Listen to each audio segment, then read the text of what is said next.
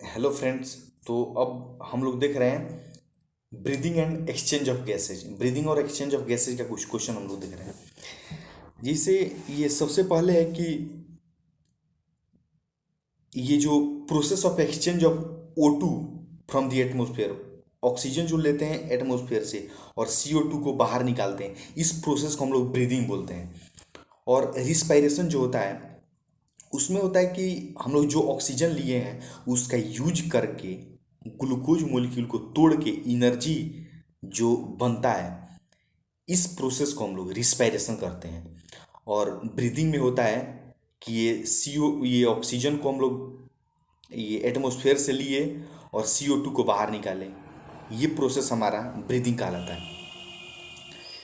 तो ये अगला है कि mechanism breathing very among different group. अलग अलग एनिमल में ये जो ब्रीदिंग का प्रोसेस है वो मतलब अलग अलग तरीके से है।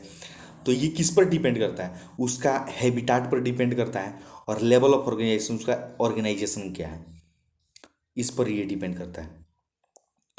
अब है कि डिफ्यूजन ओवर मतलब कौन सा ऑर्गेनिज्म किससे सांस लेता है।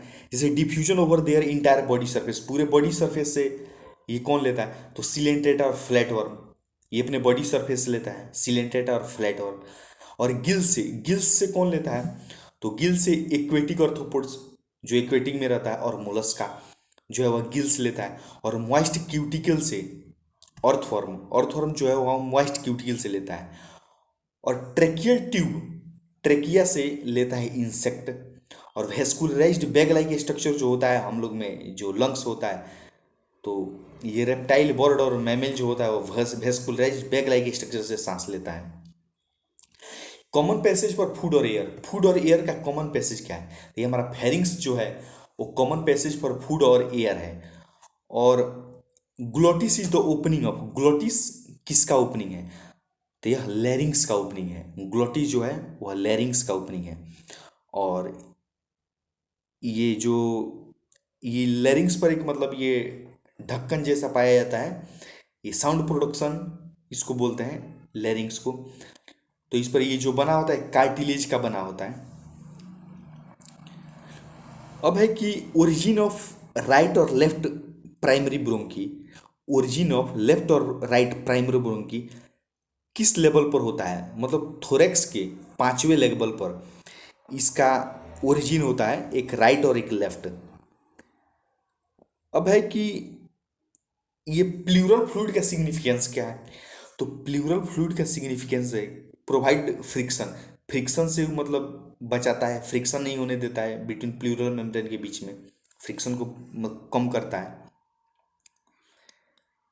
ये है कि मतलब एक्चुअल डिफ्यूजन ऑफ O2 और CO2 between blood and atmosphere, air is exchange part. हाँ सही बात है।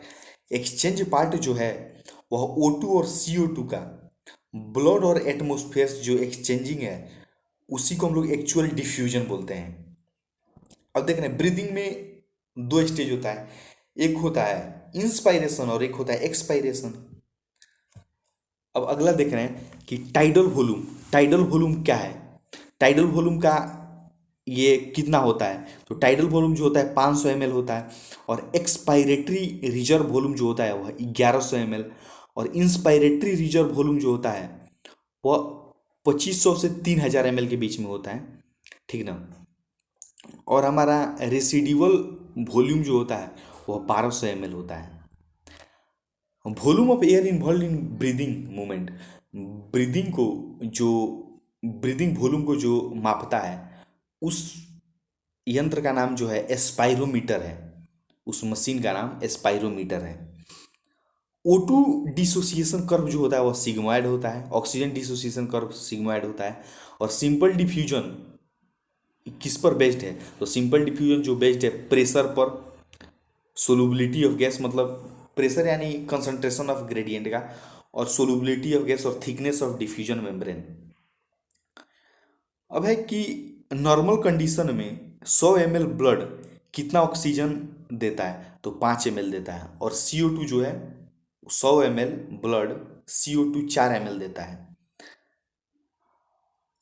अब है कि ये रिस्पायरेटरी रिदम सेंटर कहाँ पर होता है तो